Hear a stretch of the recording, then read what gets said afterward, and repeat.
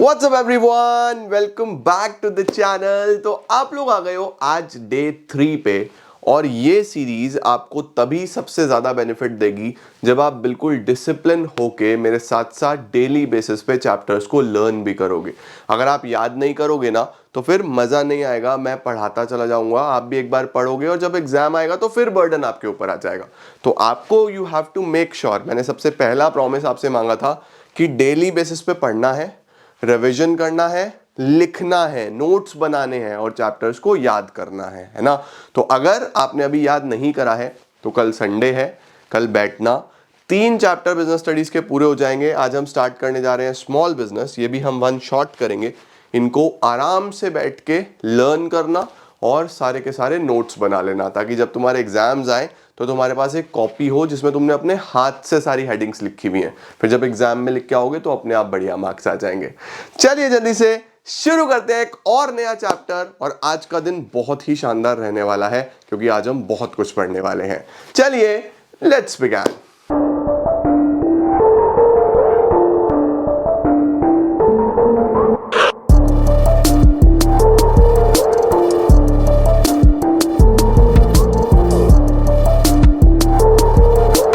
तो बेटा जी, हम लोग जो आज पढ़ने वाले हैं वो है chapter number 9, that is small business. इससे पहले हमने इंटरनल ट्रेड, इंटरनेशनल बिजनेस खत्म कर दिया। आज हम लोग छोटे बिजनेसेस के बारे में कुछ चीजें पढ़ने वाले हैं। तो देखो, स्मॉल बिजनेस क्या होता है?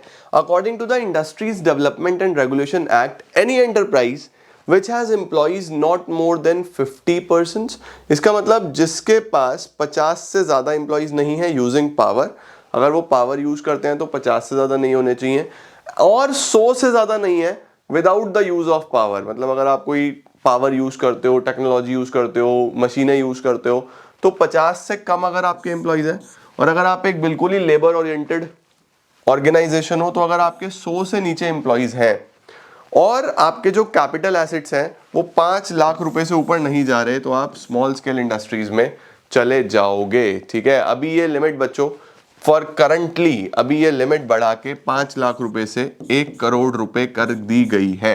तो अगर आप चाहो तो एग्जामिनेशन में लिख के आ सकते हो कि the latest limit for a small scale industry right now is ₹1 CR। लिख के क्या सकते हो, लिख के ही आना। ठीक है, चलो sir, small business, small scale industry समझ गए। उसके बाद हमारे पास एक टॉपिक आता है, what do you understand by micro, small and medium enterprises. तो देखो बेटा जी, हमारे पास जितनी भी बिजनेसेस हैं, छोटे लेवल पे जो बिजनेसेस हैं, उनको 3 पार्ट्स में बांटा गया है। एक होते हैं माइक्रो, एक होते हैं स्मॉल, एक होते हैं मीडियम, उसके बाद आते हैं लार्ज स्केल। तो लार्ज स्केल तो अब सब समझ गए कि बड़े बिजनेसेस हैं।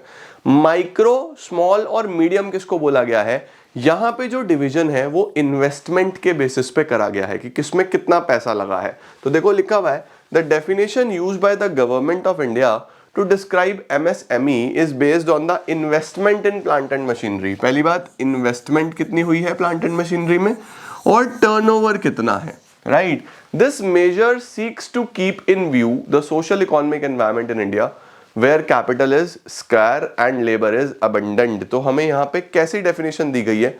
देखो, माइक्रो क्या बोला गया है? अगर आपके बिजनेस में जो प्लांट एंड मशीनरी पे इन्वेस्टमेंट है वो 1 करोड़ रुपए तक की है, तो अगर आप 1 करोड़ तक की इन्वेस्टमेंट वाले बिजनेस हो तो आपको माइक्रो बोला जाएगा। ठीक है, और आपका जो टर्नओवर है, टर्नओवर का मतलब है जो सेल है, वो 5 करोड़ एक्सीड नहीं करनी चाहिए। ठीक है, ध्यान रखना, turnover should not exceed ₹5 crore. Small की कैटेगरी में कब आ जाओगे? जब आपका जो इन्वेस्टमेंट है वो 1 करोड़ से ऊपर चला जाएगा और 10 करोड़ तक जाएगा, और जो आपकी टर्नओवर है वो 50 करोड़ के अंदर अंदर रहेगी। ठीक है, उसके साथ साथ मीडियम कब कहलाओगे? जब आपकी जो इन्वेस्टमेंट है वो 50 करोड़ रुपए तक की हो गई है और जो सेल है वो 250 करोड़ तक की हो रही है। तो ये होती हैं बच्चों मीडियम एंटरप्राइजेस। तो हमारे इस पर्टिकुलर एक्ट में ये अमेंड होता रहता है, लिमिट्स चेंज होती रहती हैं। मैंने यहाँ पे लेटेस्ट NCERT को फॉलो करके लिमिट्स लिखी हैं। ठीक है, तो लिमिट्स याद रखेंगे, इन्वेस्टमेंट में 1 करोड़, 10 करोड़, 50 करोड़, और टर्नओवर में 5, 50 और 250। ठीक है, ये हमारे पास टर्नओवर की और इन्वेस्टमेंट की लिमिट है। इंपॉर्टेंट है, MCQ में भी आ सकता है, तो याद कर लेना। ठीक है जी, अब आता है बच्चों हमारे पास स्मॉल बिजनेस हमारे क्या क्या रोल निभाते हैं इंडिया में, स्पेसिफिकली रूरल एरियाज में। तो देखो बच्चों, सबसे पहले ये समझो कि यहाँ पे 8 पॉइंट लिखे हैं, आप कोई भी 6 पॉइंट्स याद कर सकते हो, क्योंकि 6 नंबर से ऊपर का सवाल तो आना नहीं है। तो 6 पॉइंट्स आर सफिशिएंट जब 6 नंबर का सवाल आता है। तो स्मॉल बिजनेस क्यों इंपॉर्टेंट है स्पेसिफिकली इन रूरल एरियाज? तो लिखा हुआ है सबसे पहले लार्ज वेराइटी ऑफ प्रोडक्ट्स। जितने भी स्मॉल बिजनेसेस हैं वो आपको बहुत सारे वैरायटी ऑफ प्रोडक्ट्स देते हैं, चाहे वो कोई भी कंज्यूमर गुड हो, जैसे टी हो गया, कॉफ़ी हो गया, सोप्स हो गए, टॉयज़ हो गए, टॉयलेटरीज हो गए। तो इतने सारे प्रोडक्ट्स जितने हमारे मार्केट में मिल रहे हैं वो सब कहाँ से आ रहे हैं? क्या वो सब लार्ज स्केल बिजनेस बना रहे हैं? नहीं, स्मॉल स्केल बिजनेस बना रहे हैं। तो स्मॉल स्केल बिजनेस का सबसे इंपॉर्टेंट रोल है large variety of goods provide करना। दूसरा क्या लिखा हुआ है? Balanced regional development. Regional development का क्या मतलब होता है बच्चों? देखो, अगर हम बात करें या हम ध्यान से देखें तो जितनी भी बड़ी इंडस्ट्रीज हैं वो तो बड़े बड़े शहरों में हैं। तो जितने भी छोटे शहर हैं वो तो अंडर डेवलप्ड रह जाएंगे या वो डेवलप हो ही नहीं पाएंगे। तो हम कैसे कहें कि हर पर्टिकुलर रीजन का इक्वल डेवलपमेंट हो रहा है? छोटे शहरों का डेवलपमेंट या जो रूरल एरियाज है उनका डेवलपमेंट कैसे होगा?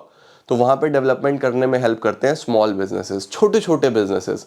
छोटे छोटे बिजनेसेस ही वहाँ पे एम्प्लॉयमेंट जनरेशन करते हैं, छोटे छोटे बिजनेस से ही वहाँ पे मनी जनरेशन होता है, और छोटे छोटे बिजनेस ही हैं जो ग्रोथ और डेवलपमेंट में हेल्प करते हैं। तो हर एरिया का इक्वल डेवलपमेंट करने में, बैलेंस डेवलपमेंट करने में भी रोल होता है स्मॉल बिजनेसेस का। तीसरा, स्मॉल बिजनेस आपको देते हैं अपॉर्चुनिटी फॉर एंटरप्रेन्योरशिप। अब सर, एंटरप्रेन्योरशिप क्या होता है? एंटरप्रेन्योरशिप होता है बेटा एक प्रोसेस जिसमें आप टेक्नोलॉजी को यूज करते हुए एक नया कोई आइडिया लेके आते हो और एक बड़ा बिजनेस खड़ा करते हो। वो बिजनेस या तो बिल्कुल फ्रेश होता है या फिर किसी पहले चलते हुए बिजनेस का एक अपग्रेडेड वर्जन होता है जो टेक्नोलॉजी ड्रिवन है, राइट? तो एक छोटा बिजनेस आपको अपॉर्चुनिटी देता है कि आप एंटरप्रेन्योरशिप भी शुरू कर सकते हो, यानी आप एक बिजनेसमैन भी बन सकते हो, कुछ नया फ्रेश लेके, और छोटे से लेवल से शुरू करना है। तो डूबेगा भी तो सिर्फ और सिर्फ छोटा मोटा पैसा डूबेगा और बहुत सारे एक्सपीरियंसेस आपको दे जाएगा।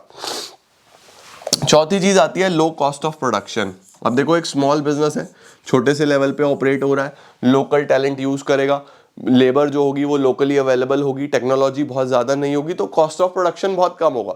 तो कॉस्ट ऑफ प्रोडक्शन बहुत कम है, फिर से वही बात है कि अगर कुछ नुकसान भी होता है तो बहुत बड़ा नुकसान आपको नहीं होगा। नेक्स्ट है बच्चों सेकंड लार्जेस्ट एम्प्लॉयमेंट प्रोवाइडर। जो स्मॉल बिजनेस है वो हमारे देश में सेकंड लार्जेस्ट एम्प्लॉयमेंट प्रोवाइडर है। इसका मतलब हमारा देश इंडिया एक एग्रीकल्चरल कंट्री है जिसके अंदर ज़्यादातर हमारी पॉपुलेशन एग्रीकल्चर में एंगेज्ड है। तो एग्रीकल्चर के बाद स्मॉल बिजनेस ही वो सेक्टर है जहां पे लोगों को सबसे ज्यादा एम्प्लॉयमेंट मिलता है। तो देखो कितना इंपॉर्टेंट रोल निभा रहा है, लोगों को जॉब्स दे रहा है, लोगों को काम दे रहा है, लोगों को बिजनेस दे रहा है।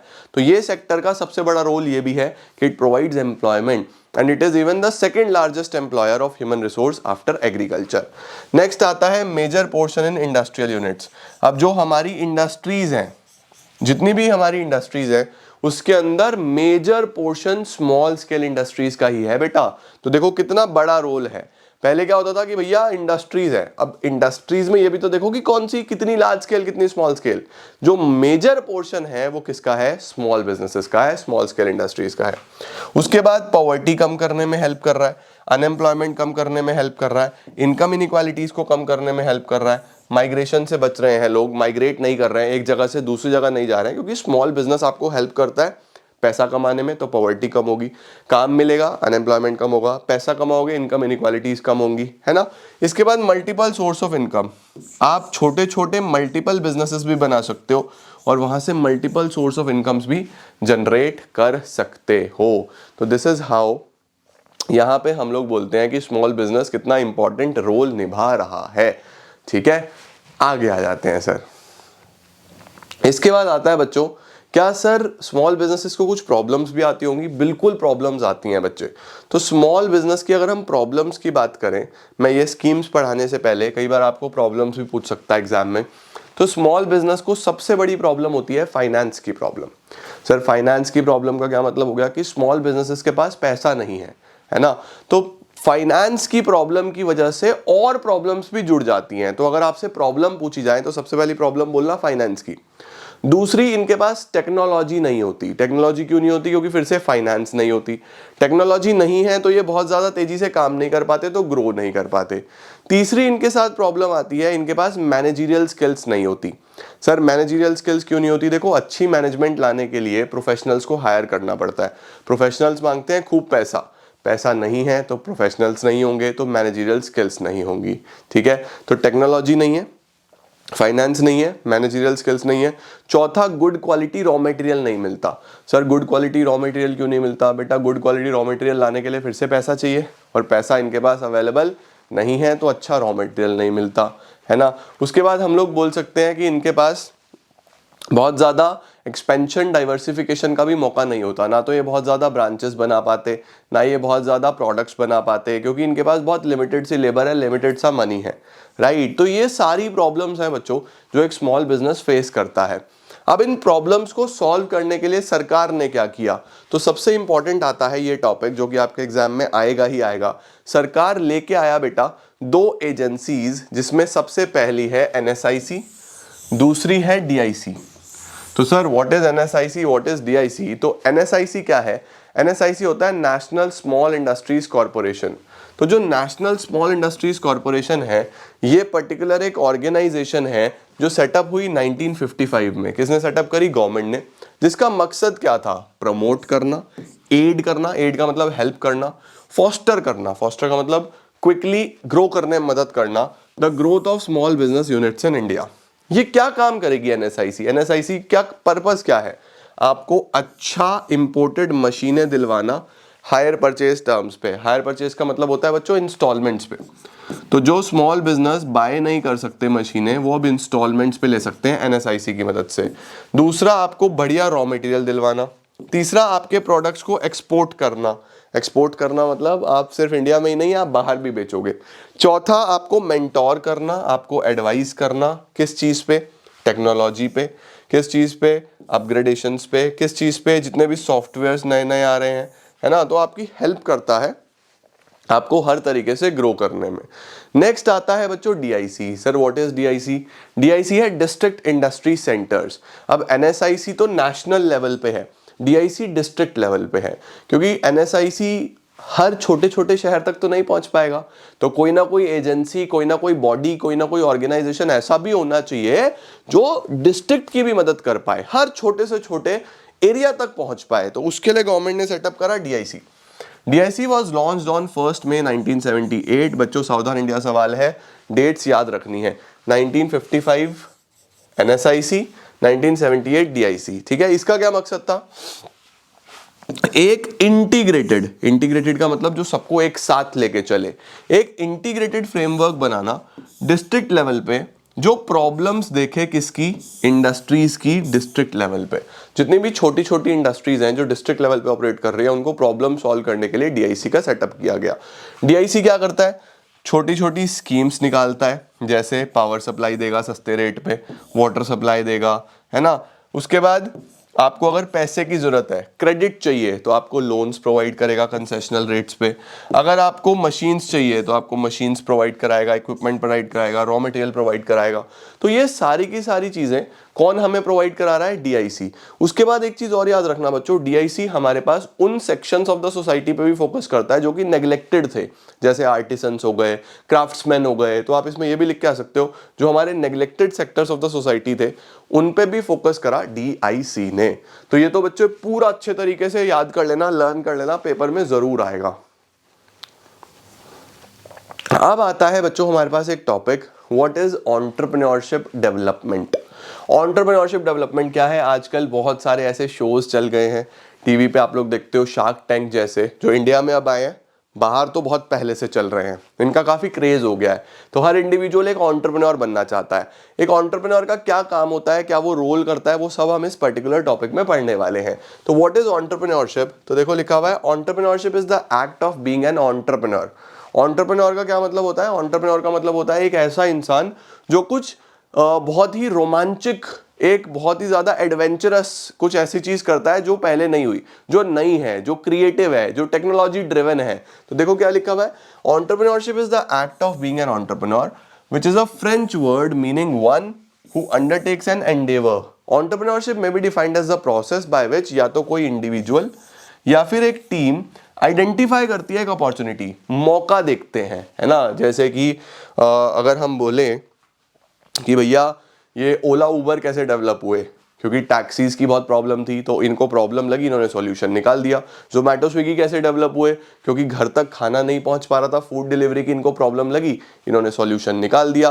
पैसे डिलीवर करने में इधर उधर प्रॉब्लम आ रही थी, तो बहुत सारे फोन पे, गूगल पे, पेटीएम ऐप्स आ गए, इन्होंने सॉल्यूशन निकाल दिया। तो जितनी भी प्रॉब्लम्स हैं ये वहां पे अपॉर्चुनिटीज देख रहे हैं और उनका सॉल्यूशन दे रहे हैं। क्रिएटिव है, दिमाग लगाया, है ना। आगे देखो क्या लिखा हुआ है, and acquire and replace the necessary resources required for expansion. Entrepreneurship seeks to equip a person with necessary knowledge.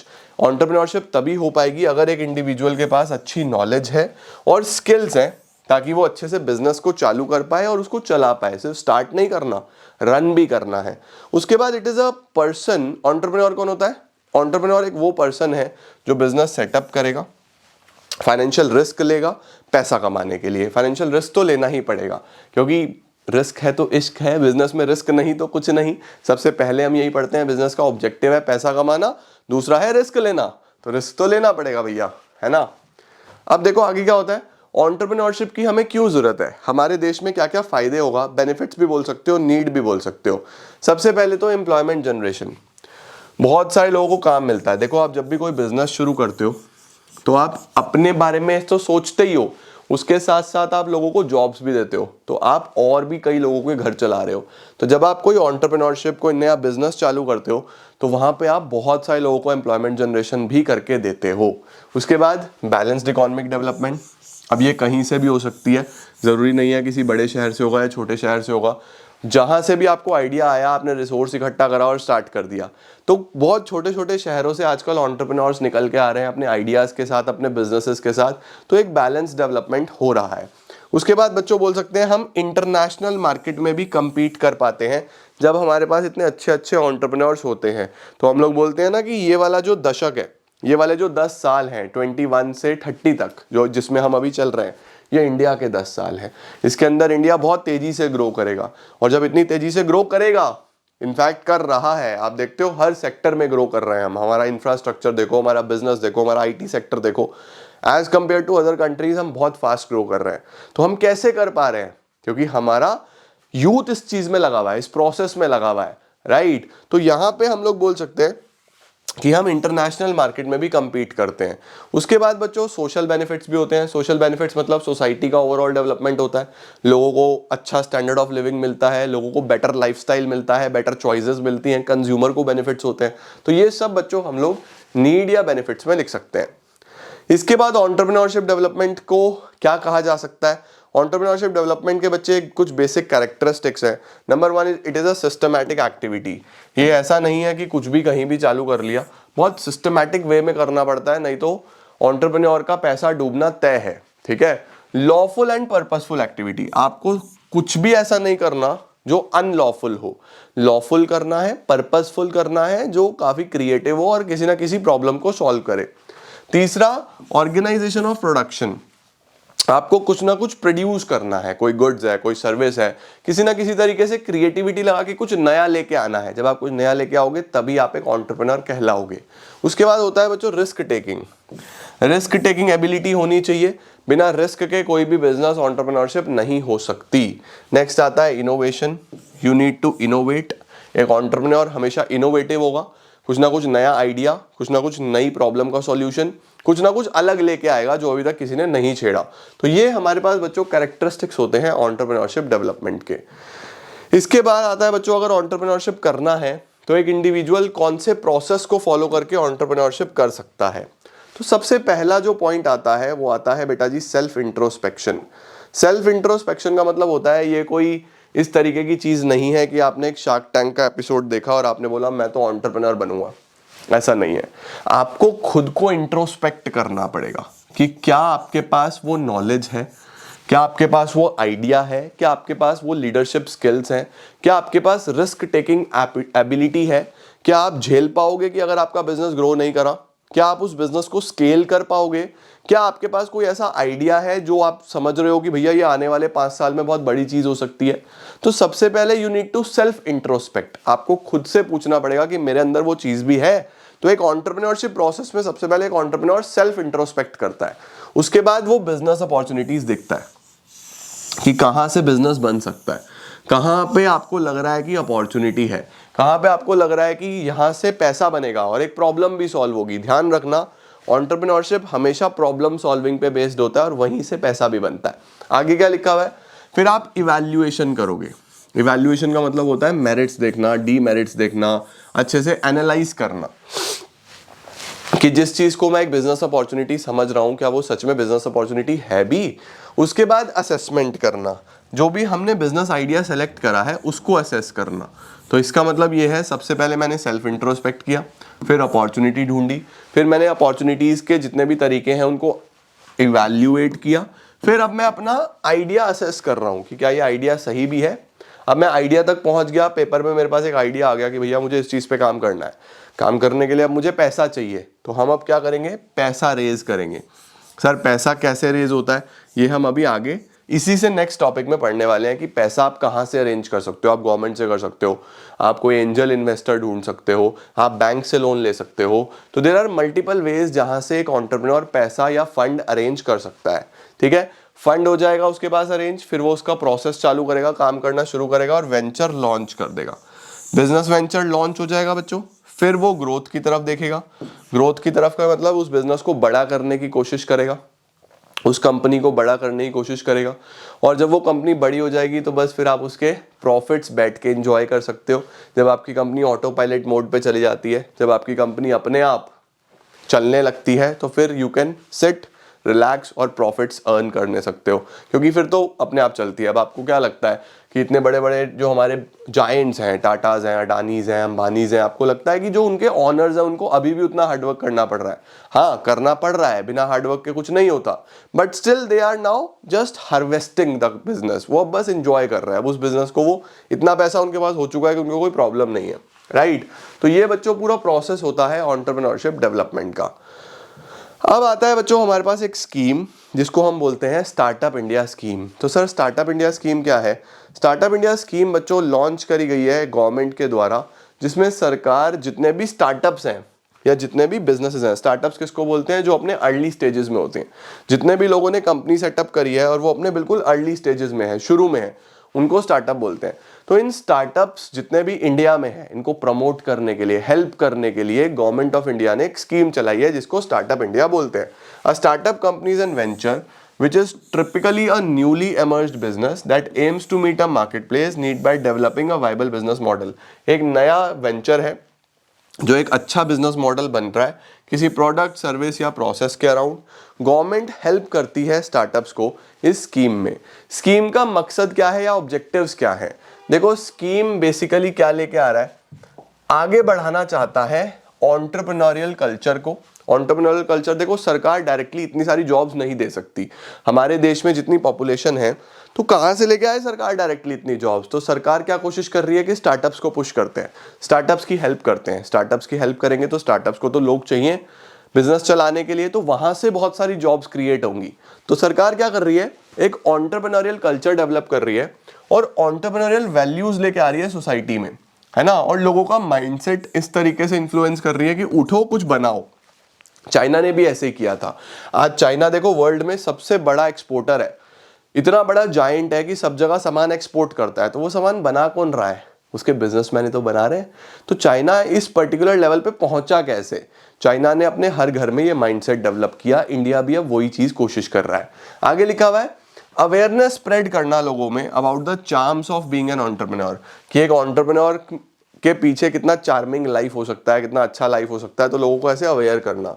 उसके बाद जितने भी डायनामिक स्टार्टअप्स हैं उनको मोटिवेट करना, यूथ को एडुकेट करना, साइंटिस्ट और टेक्नोलॉजिस्ट को कंसिडर करना कि वो लोग एंटरप्रेन्योरशिप को एज अ अच्छा करियर लें और एंटरप्रेन्योरशिप में आगे बढ़ें।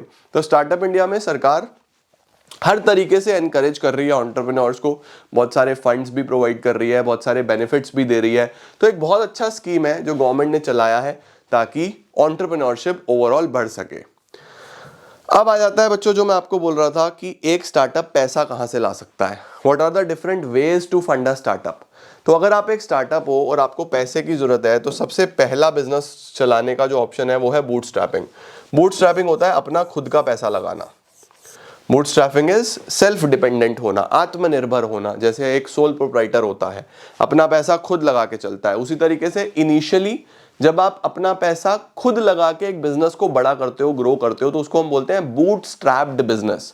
तो आज के बाद आपसे कोई पूछे कि सबसे सिंपलेस्ट फॉर्म क्या है, तो हम बोलेंगे बूटस्ट्रैपिंग। बूटस्ट्रैपिंग इज कि आपने किसी से पैसा रेज नहीं करा है, आप नॉर्मली अपना पैसा लगाया है, आपने अपनी कैपिटल लगाई है, आप 100% मालिक हो एक ऑर्गेनाइजेशन के और बिजनेस चला रहे हो, उसको हम बोलते हैं बूटस्ट्रैपिंग। दूसरा होता है बच्चों venture capital. Venture capital normally कौन लोग होते हैं? वेंचर कैपिटलिस्ट पूरी फर्म्स होती हैं। इन फर्म्स में बहुत सारे बिजनेसमैन लोग होते हैं जो लोग इंटरेस्टेड रहते हैं कुछ स्टार्टअप्स में पैसा लगाने के लिए, क्योंकि उनको पता है स्टार्टअप्स में हाई ग्रोथ होती है, एक स्टार्टअप बहुत तेजी से ग्रो करता है। तो अगर आप उस स्टार्टअप में पैसा लगा देते हो, इन्वेस्ट कर देते हो, तो आप भी ऑनर बनते हो। आपको पता है shareholder is the owner of the company. तो आप किसी भी स्टार्टअप में इन्वेस्टमेंट करते हो तो आप ऑनर बनते हो। अब बीइंग एन ऑनर, जब स्टार्टअप ग्रो करेगा तो आपका कैपिटल भी तो बढ़ेगा। तो वेंचर कैपिटल क्या होता है? पूरी फर्म्स होती हैं जो काफी डायनामिक स्टार्टअप्स में पैसा लगाती हैं। हाँ, वेंचर कैपिटलिस्ट बिल्कुल इनिशियल स्टार्टअप्स में नॉर्मली इन्वेस्ट नहीं करते, वो नॉर्मली थोड़े से जो ग्रो कर चुके हैं, जो थोड़े से पुराने हो चुके हैं, उनमें इन्वेस्ट करना पसंद करते हैं। एंजल इन्वेस्टर कौन होता है बच्चों? नाम में ही है देखो, जो आपके लिए एक एंजल बन के आए। तो एंजल इन्वेस्टर बेसिकली एक ऐसा इंडिविजुअल होता है जो आपको बहुत इनिशियल स्टेज पे पैसा प्रोवाइड करता है, कि आपको एक छोटा सा पैसा चाहिए अपने आइडिया को एग्जीक्यूट करने के लिए या स्टार्ट करने के लिए, है ना, एक छोटा सा स्पार्क है जिससे एक बड़ी फायर भी इग्नाइट हो सकती है। तो एंजल इन्वेस्टर आपके लिए एक एंजल के तरीके से होता है जो आपकी हेल्प करता है बिजनेस को ग्रो करने में। उसके बाद आते हैं स्टार्टअप एक्सेलरेटर्स। अब देखो, मैंने आपको क्या बताया था कि वेंचर कैपिटलिस्ट जो हैं वो नॉर्मली थोड़े से मीडिएट लेवल पे जो स्टार्टअप्स होते हैं उसमें इन्वेस्ट करते हैं। जो एक्सेलरेटर्स हैं, एक्सेलरेटर्स का भी यही काम होता है, लेकिन एक्सेलरेटर्स देखो नाम में ही है, इनका काम है एक्सेलरेट करना। किसको एक्सेलरेट करना? ये बच्चों एडवाइस देते हैं, ये बच्चों सजेशंस देते हैं, ये टेक्निकल नॉलेज देते हैं, एक्सपर्ट एडवाइस देते हैं, ठीक है, और फाइनेंस भी देते हैं। किसको? बहुत ही छोटे स्टार्टअप्स को, जो स्मॉल स्केल पे है। अब अगर वो एक इंडिविजुअल है तो वो एंजल इन्वेस्टर हो जाएगा, वो एक ऑर्गेनाइजेशन है तो वो स्टार्टअप एक्सेलरेटर्स हो जाएगा। तो छोटे लेवल के स्टार्टअप्स के लिए तो ये लोग बहुत बड़ी चीज होती हैं, है ना।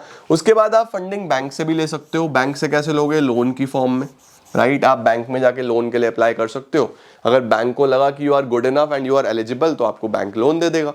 इसके साथ होता है बच्चों गवर्नमेंट सपोर्ट। गवर्नमेंट की बहुत सारी स्कीम्स है ना, गवर्नमेंट की बहुत सारी योजनाएं हैं, जैसे स्टार्टअप इंडिया ही है। तो इस तरीके की गवर्नमेंट ने स्कीम्स चलाई हैं जो स्टार्टअप्स को लोन देती हैं इजी टर्म्स पे, और इवन कई बार तो इंटरेस्ट भी नहीं लेती, बस आपको जितना पैसा लिया आपने वो चुकाना है। गवर्नमेंट कई बार तो गिफ्ट्स भी देता है, ग्रांट्स भी देता है। ग्रांट्स का मतलब गिफ्ट्स भी देता है, यानी आप 10 लाख रुपए पकड़ो, कर लो बिजनेस, राइट। तो आप इस तरीके से अपने स्टार्टअप की फंडिंग कर सकते हो। खुद लगाओगे बूटस्ट्रैपिंग, फर्म से लोगे वेंचर कैपिटलिस्ट, इनिशियली कोई इंडिविजुअल लगा रहा है एंजल इन्वेस्टर, एक्सेलरेटर्स आपको काफी कुछ देते हैं पैसे के साथ साथ, बैंक से लोन वोन ले सकते हो, गवर्नमेंट से भी ले सकते हो। तो ये सारे के सारे तरीके होते हैं बेटा टू फंड अ स्टार्टअप। अब इसके आगे हमारे पास बस एक छोटा सा टॉपिक बचा जो कि है intellectual property right. Sir what is intellectual property right? देखो नाम में ही है, आपकी कोई भी इंटेलेक्चुअल प्रॉपर्टी पे आपका अधिकार। राइट का क्या मतलब होता है? अधिकार। हिंदी में लिखूं अधिकार। मेरी हैंडराइटिंग इतनी साफ नहीं है लेकिन फिर भी कोशिश कर रहा हूं। और इंटेलेक्चुअल का मतलब जो आपने अपने माइंड से डेवलप करा है।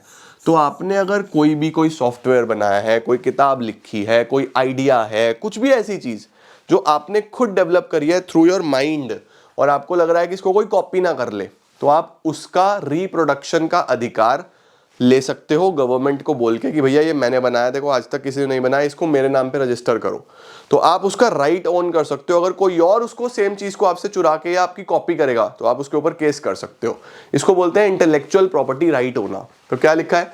इंटेलेक्चुअल प्रॉपर्टी क्या होता है? पहले तो ये देखो, it refers to the creation of human mind. आपने माइंड से कुछ बनाया, कोई इन्वेंशन है, कोई लिटरेरी है, कोई आर्टिस्टिक वर्क है, कोई सिंबल है, कोई नाम है, कोई इमेज है, कोई डिजाइन है, जो बिजनेस में यूज होते हैं, ठीक है। अब इंटेलेक्चुअल प्रॉपर्टी दो तरीके की है बच्चे, एक होती है इंडस्ट्रियल प्रॉपर्टीज, एक होती है कॉपीराइट्स। तो इंडस्ट्रियल प्रॉपर्टीज क्या है, देखो इंडस्ट्रियल प्रॉपर्टीज में हमारे पास आ जाते हैं किसी भी तरीके का कोई इन्वेंशन, आपने कोई नई चीज इन्वेंट करी है ना, जैसे सपोज आपने कोई वैक्सीन बना दी नई, राइट, आपने कोई एनिमल्स के लिए वैक्सीन बनाई कि भैया ये वैक्सीन अगर एक बार लग जाएगी किसी डॉग को या किसी पर्टिकुलर एनिमल को, तो अगर वो कभी बाइट भी कर लेगा तो कोई प्रॉब्लम नहीं है, किसी को कोई इंजेक्शन भी लगवाने की जरूरत नहीं है, आपने कुछ ऐसा बना दिया, राइट। तो आप ये चाहते हो कि आप ही के नाम से चले, आप इससे खूब पैसा कमाओ क्योंकि दिमाग तो आपने लगाया, तो आप उसको पेटेंट करवा सकते हो। पेटेंट का बोलते हैं कि आपका अधिकार हो गया अब उस पर, आप चाहो तो अपना पेटेंट बेच सकते हो किसी को, लेकिन अभी कोई कॉपी नहीं कर सकता, सही है ना। तो इन्वेंशंस हो गए, ट्रेडमार्क हो गए। ट्रेडमार्क बच्चों यूजुअली साइंस का होता है, बड़ी बड़ी कंपनीज अपने सिंबल को ट्रेडमार्क करा लेती है ताकि कोई और ना चुरा पाए। इंडस्ट्रियल डिजाइन्स हो गए, कोई ज्योग्राफिकल इंडिकेशन हो गए। सर ज्योग्राफिकल इंडिकेशन किसको बोलते हैं? ज्योग्राफिकल इंडिकेशन होते हैं जैसे किसी पर्टिकुलर प्लेस का रिप्रेजेंट करते हैं वो, है ना। जैसे हम बोलते हैं कश्मीरी एप्पल है जी ये, यानी कि एप्पल कश्मीर से आ रहा है ना। इसी तरीके से नागपुर के ऑरेंजेस बहुत पॉपुलर हैं, राइट। इसी तरीके से ऐसा हो सकता है कि आपका कोई पर्टिकुलर एरिया किसी चीज के लिए फेमस हो, है ना, बनारसी पान, राइट। तो इस तरीके की चीजें ज्योग्राफिकल इंडिकेशंस होती हैं, ये भी इंटेलेक्चुअल प्रॉपर्टीज हैं एक तरीके से।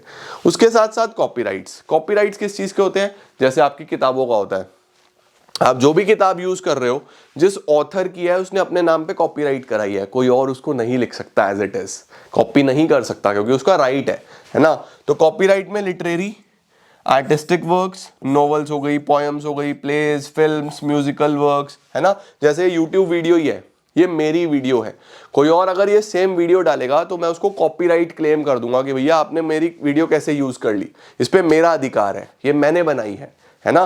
तो ये मेरा एसेट है, तो this is my intellectual property, इसीलिए मेरे पास इसका अधिकार है। कोई आर्टिस्ट का वर्क है, कोई ड्राइंग, पेंटिंग है, फोटोग्राफ है, तो इन सब का बच्चों कॉपीराइट होता है, समझ गए। तो इंटेलेक्चुअल प्रॉपर्टी में आप इस तरीके से लिख के आ सकते हो सारी चीजें। इसके बाद क्या आ रहा है? Why is intellectual property rights important for an entrepreneur? एक entrepreneur के लिए क्यों important है? देखो entrepreneur को पता चलता है कि भैया अगर मैं कुछ नया आइडिया लगाऊंगा, कोई दिमाग लगाऊंगा, तो मेरा चोरी नहीं होगा कुछ भी, है ना। तो it encourage entrepreneur for creation of new path breaking inventions, जैसे वो कैंसर क्योर मेडिसिन वगैरह बना सकता है ना। तो इससे क्या होता है, ऑथर्स को और पुश मिलता है कि वो कुछ भी नया लेके आ सकते हैं। इसके साथ साथ एक it allows the work created by person to be distributed and communicated to the public only with his her permission। अब अगर मैंने कोई चीज बनाई है, अगर मैंने उसको अपने राइट्स के अंदर ले लिया, तो अब मेरी परमिशन से ही वो डिस्ट्रीब्यूट होगा, जब मैं चाहूंगा, जितना मैं चाहूंगा, मेरी इच्छा से डिस्ट्रीब्यूट होगा। ऐसे ही उल्टा सीधा कोई भी उसको डिस्ट्रीब्यूट नहीं कर पाएगा, है ना। It helps authors, creators, developers and owners to get recognition for their works also. अब कई बार बहुत सारे ऐसे स्कूल्स हैं जो अपनी वेबसाइट्स पे मेरी वीडियोस यूज करते हैं, बट वो बिल्कुल भी रिकॉग्निशन नहीं देते। तो हम लोग बोलते हैं भैया ठीक है, अगर आपको यूज करना है आप हमारे से परमिशन लो, आप एक मेल लिखो मुझे कि हमें हमारी वेबसाइट में, हमारे स्कूल में, हमारे कॉलेज में आपकी वीडियोस चाहिए। तो अगर मुझे ठीक लगेगा कि हाँ यार ठीक है, तो आई विल अलाउ, मुझे क्या प्रॉब्लम है। लेकिन विदाउट माई परमिशन अगर मेरी वीडियोज कहीं पे भी यूज होगी तो मैं उसके ऊपर केस डाल सकता हूं, क्योंकि वो मेरा अधिकार है, वो मेरी इंटेलेक्चुअल प्रॉपर्टी है, राइट। तो मुझे जहां भी मेरी वीडियो यूज होगी, जहां भी मेरा ये आर्ट यूज होगा, वहां पे मुझे रिकॉग्निशन मिलना चाहिए, और इस अधिकार से मुझे रिकॉग्निशन मिलता है, right. It helps authors, creators, developers and owners to get recognition. इसके बाद आता है बच्चों इंटेलेक्चुअल प्रॉपर्टीज कितने तरीके की होती हैं, ये मैंने आपको बता ही दिया। अभी कॉपीराइट्स हमने डिस्कस करे, रिटन मटेरियल वगैरह पे कॉपीराइट्स होते हैं। पेटेंट कोई इन्वेंशन है, आपने कोई ऐसी चीज बनाई है। ट्रेडमार्क कोई साइन है, साइन का ट्रेडमार्क होता है। उसके बाद डिजाइन, आपने कोई लोगो बनाया है, कोई डिजाइन बनाया है, उसको डिजाइन बोलते हैं। प्लांट वेराइटी, आपने कुछ नए तरीके का प्लांट डेवलप करा है, तो वो प्लांट वेराइटी में आ जाता है। ज्योग्राफिकल इंडिकेशन मैंने आपको बता दिया, कुछ जगह किसी चीज से फेमस होती है। आप मुझे कमेंट सेक्शन में जरूर बताना, अगर आपका शहर किसी पर्टिकुलर नाम से पॉपुलर है या कोई किसी चीज की वजह से, असम की टी, है ना, तो ऐसा कुछ है तो मुझे बताना। सेमीकंडक्टर इंटीग्रेटेड सर्किट्स, बहुत सारे बच्चों सर्किट्स होते हैं, जैसे आप देखते हो ना रिमोट वगैरह में वो ग्रीन कलर की चिप्स ही होती है ना। इसी तरीके से टेक्नोलॉजी में भी जब आप कुछ ऐसा डेवलप करते हो तो आप उसको भी अपनी इंटेलेक्चुअल प्रॉपर्टी को अधिकार में ले सकते हो। ओके, तो ये आते हैं हमारे पास टाइप्स ऑफ इंटेलेक्चुअल प्रॉपर्टीज, ये आपको पता होने चाहिए। और इसी के साथ ladies and gentleman, boys and girls, हमारा एक और चैप्टर समाप्त हो जाता है। मुझे पूरी उम्मीद है कि आपको बहुत अच्छे तरीके से सारा समझ में आया होगा। मैं पूरी कोशिश करता हूं कि बच्चों को बहुत सिंपल साधारण शब्दों में सारी चीज़ें समझा दूं। और बिजनेस स्टडीज़ मेरा बहुत ही मुझे बहुत प्यार है इस सब्जेक्ट से, क्योंकि बहुत क्लोजली रिलेटेड हूँ, मैं रिलेट कर पाता हूँ, मैं अपने आसपास चीज़ें देखता हूँ ना तो मैं आपको अच्छे से समझा पाता हूँ। तो मुझे पूरी उम्मीद है आपको समझ में आया होगा। कल संडे है, कल बैठना, इन 3 चैप्टर्स को अच्छे से याद कर लेना, और कोई भी प्रॉब्लम आता है तो do let me know in comment section, हम उसको जल्दी से जल्दी दूर करने की पूरी कोशिश करेंगे। Right, thank you so much guys for joining in. I am gonna see you all super soon. Till then see ya, take care, bye bye.